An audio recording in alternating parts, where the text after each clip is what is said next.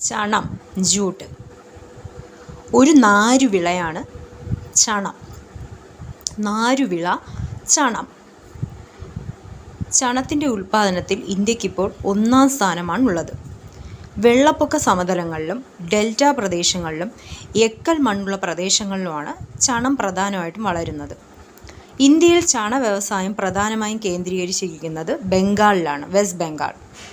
20 degree സെൽഷ്യസിനും 22.5 degree സെൽഷ്യസിനും ഇടയിൽ താപനിലയുള്ള 150 സെൻറ്റിമീറ്ററിൽ കൂടുതൽ മഴ ലഭിക്കുന്ന പ്രദേശങ്ങളാണ് ചണം കൃഷിക്ക് അനുയോജ്യം. ഇന്ത്യയിലെ പ്രധാന ചണ ഉൽപ്പാദന മേഖല ബംഗാളിലെ ഗംഗ ബ്രഹ്മപുത്ര ഡെൽറ്റ പ്രദേശം. കോർക്കറസ്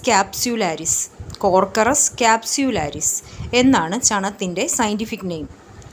സുവർണ നാര് എന്നാണ് വിശേഷണം. സുവർണ നാര്. നാരുവിളയാണ് ചണം. ഇന്ത്യക്കാണിപ്പോൾ 1-ാം സ്ഥാനം. ചണം ഉൽപ്പാദനത്തിൽ ഇന്ത്യക്ക് 1-ാം സ്ഥാനം. വെള്ളപ്പൊക്ക സമതലം, ഡെൽറ്റ പ്രദേശം, എക്കൽ മണ്ണുള്ള പ്രദേശം, ഇവിടെയൊക്കെയാണ് ചണം പ്രധാനമായിട്ടും വളരുന്നത്. ഇന്ത്യയിൽ ചണ വ്യവസായം ബംഗാളിലാണ് കേന്ദ്രീകരിച്ചിരിക്കുന്നത്.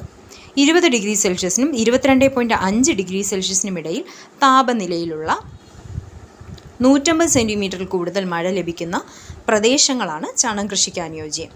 ഇന്ത്യയിലെ പ്രധാന ചണ ഉൽപ്പാദന മേഖല ബംഗാളിലെ ഗംഗ ബ്രഹ്മപുത്ര ഡെൽറ്റ പ്രദേശം.